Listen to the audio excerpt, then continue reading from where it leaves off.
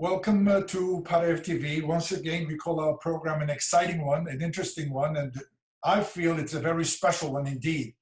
All the friends I spoke to you about today's program were really asking me to check out Marie Manoogian and give us the details of her life, tell her how much we love and respect her. Marie, you are a rising star in the American political arena. You are the youngest woman, close to 28, serving in the Michigan House of Representatives. You are identified as one of the powerful and diverse voices from the next generation of Democratic Party leaders. You're passionate, you're very committed, very eloquent, and very knowledgeable. You stand for affordable health care, quality education, clean environment, transparency, accountability. You fight against discrimination and for better infrastructure.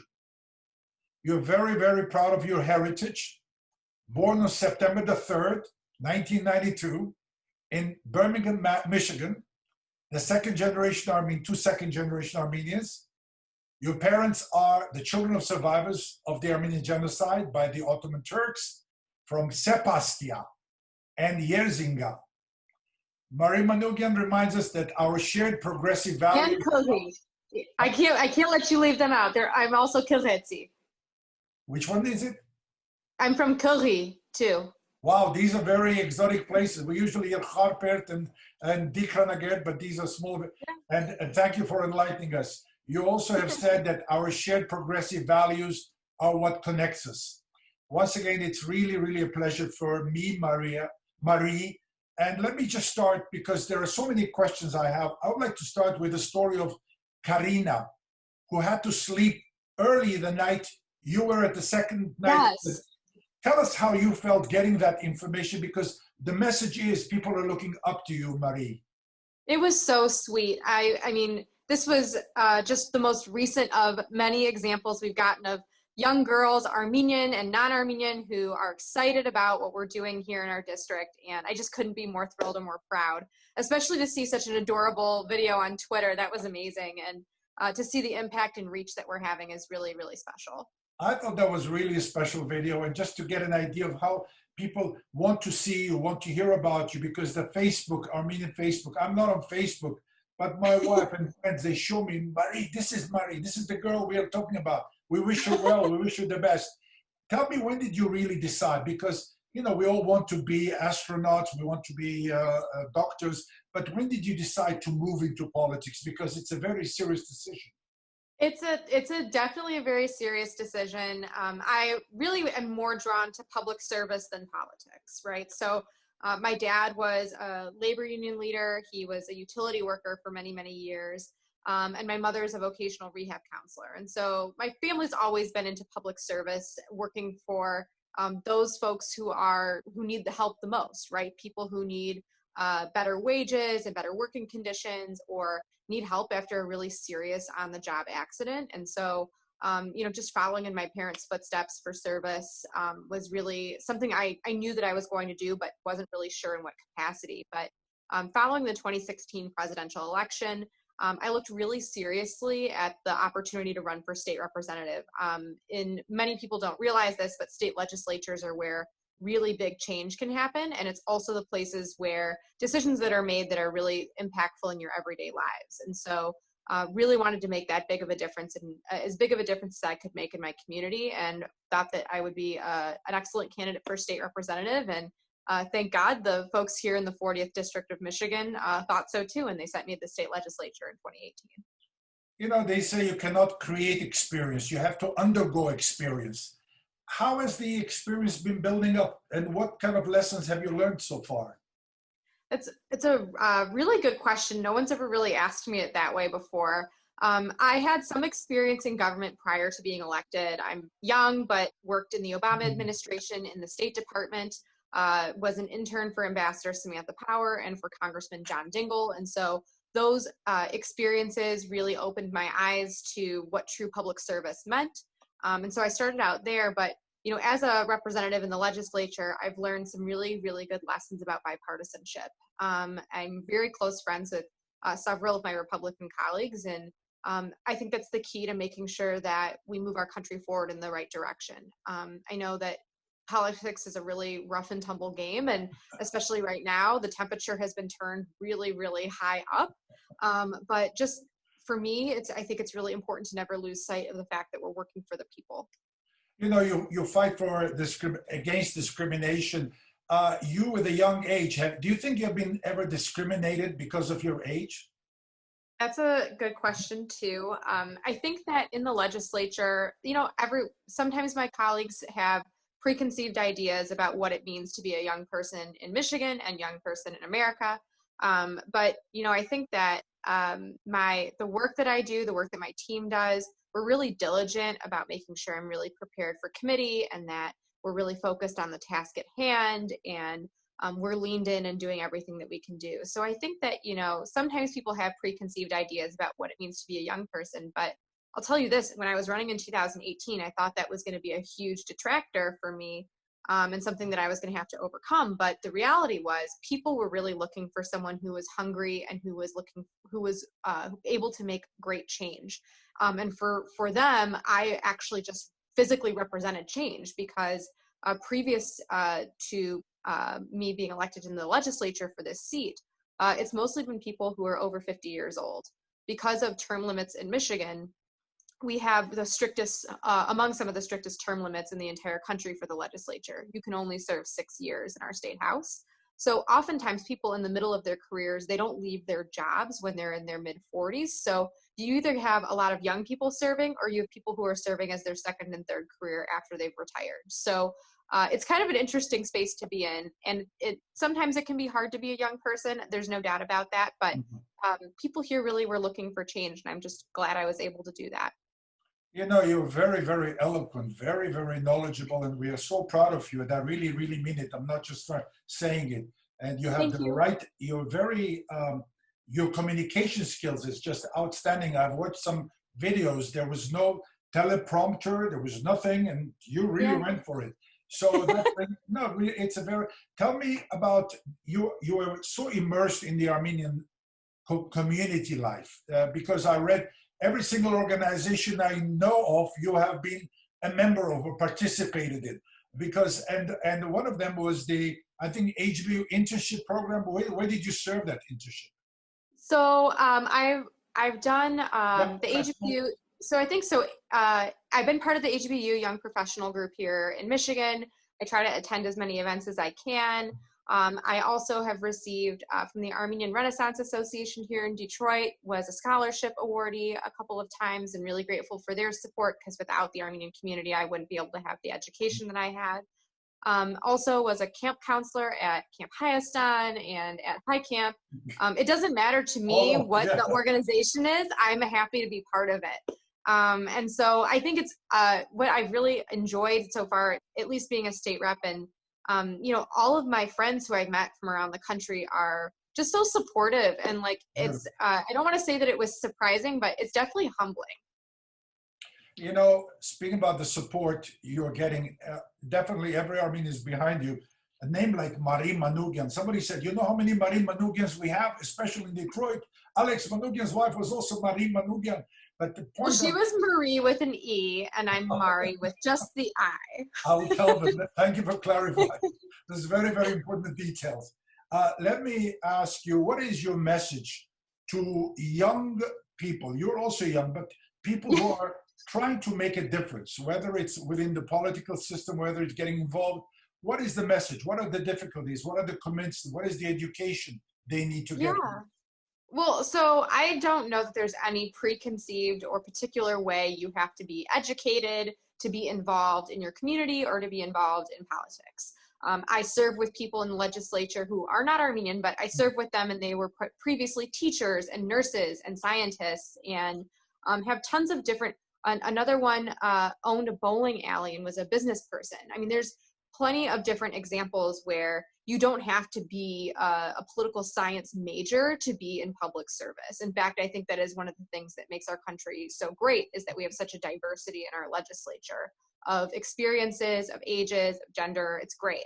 And so what I would say, though, is pick an issue or a candidate that you care about deeply and get involved in a campaign or an effort to change something in your community that you think isn't right.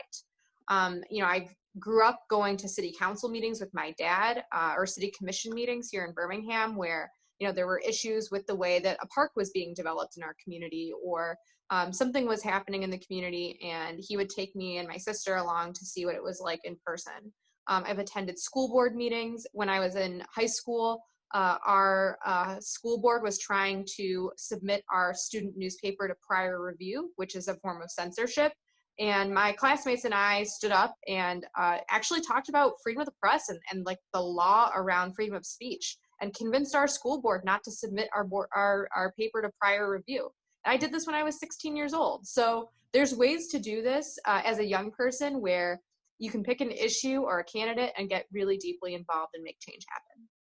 Are we on the right track? 100 years ago, we experienced genocide. We came to this country with no education, not knowing English, the whole story.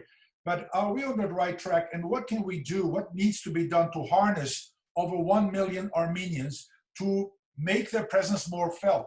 Are we doing enough? What can be done, should be done?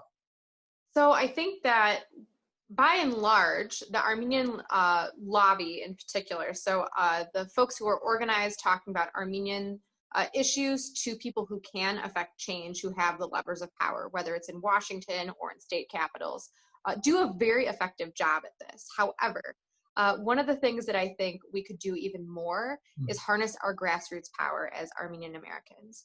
I think, obviously phone banking can be a really exhausting experience, but if there's a candidate, whether they're Armenian or not, that agrees with you on the issues, whether they're Armenian issues or not, dive in, roll up your sleeves, and make phone calls for an hour for them. This is something that is really, really important.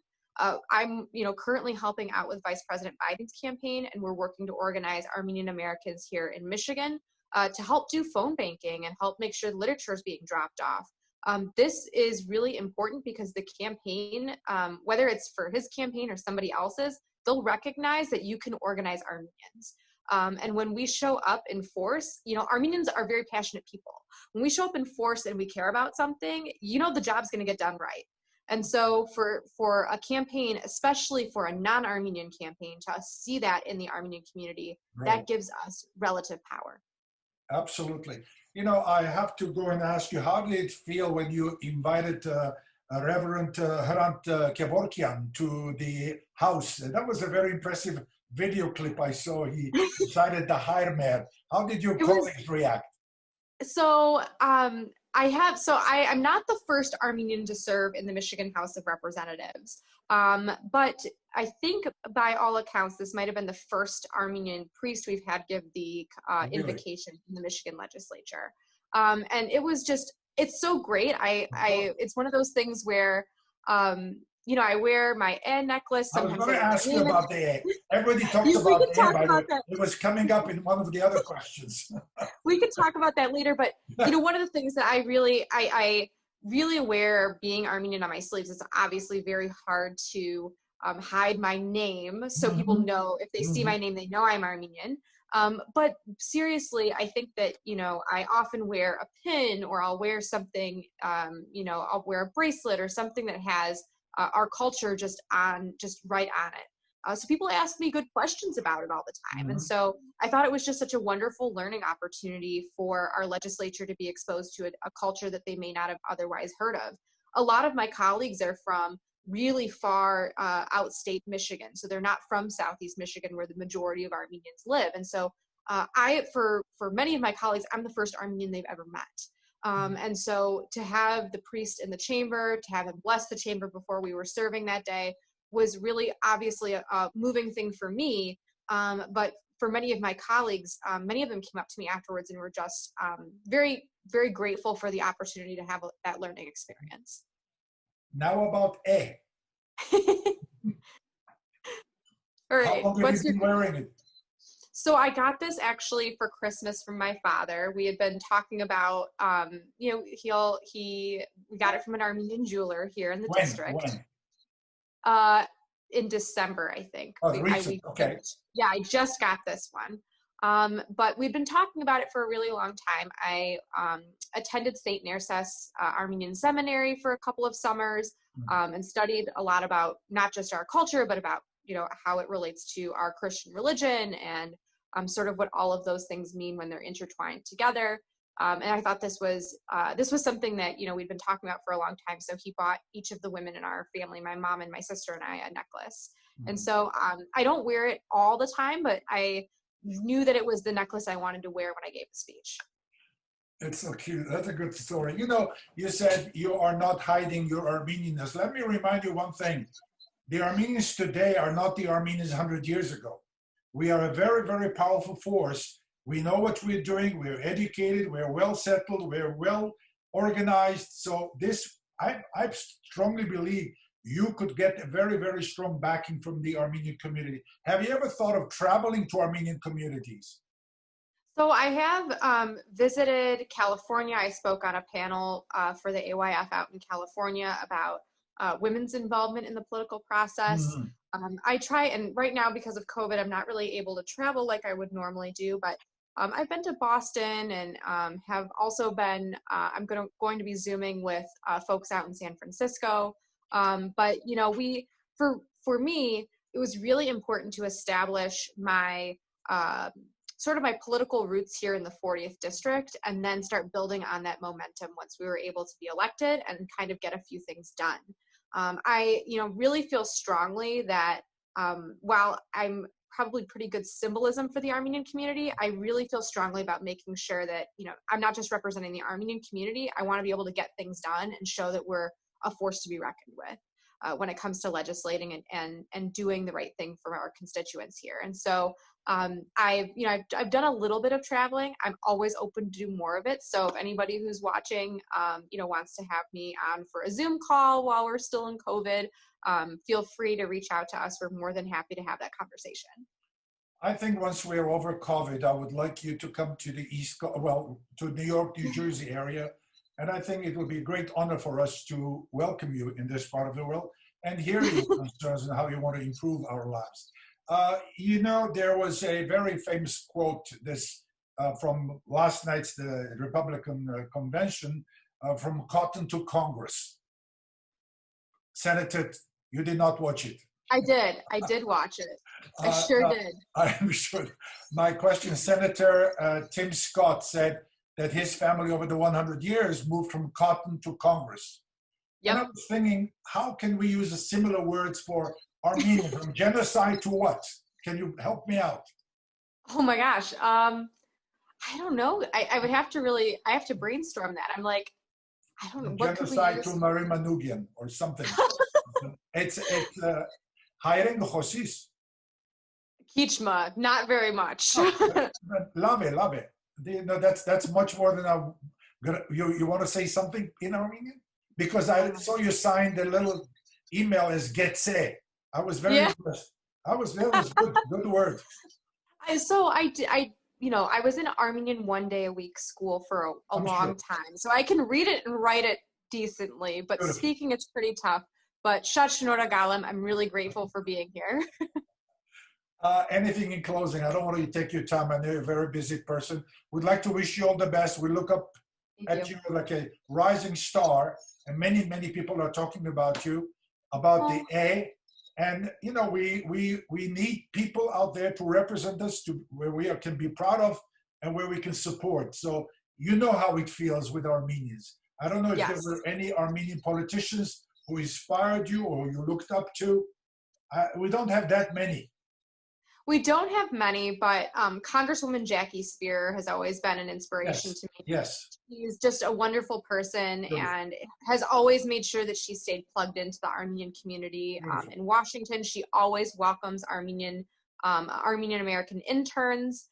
So that's something I really, really admire the work that she's done. And she's a survivor herself. I mean, she was the chief of staff to a congressman who was gunned down on a tarmac. And she ended up running for office and winning.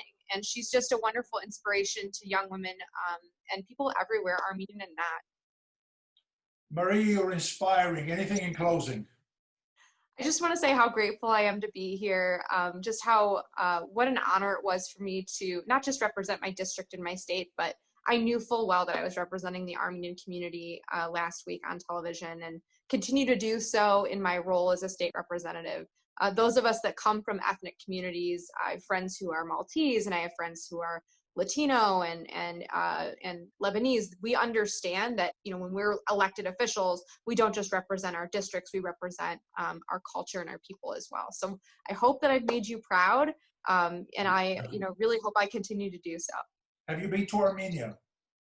I haven't yet. I've had a couple of opportunities, but some things have come up in my schedule. But I really want to go to Armenia, and I'd really also like to see the Armenian quarter in Jerusalem. Those are the two big trips I'd like to take.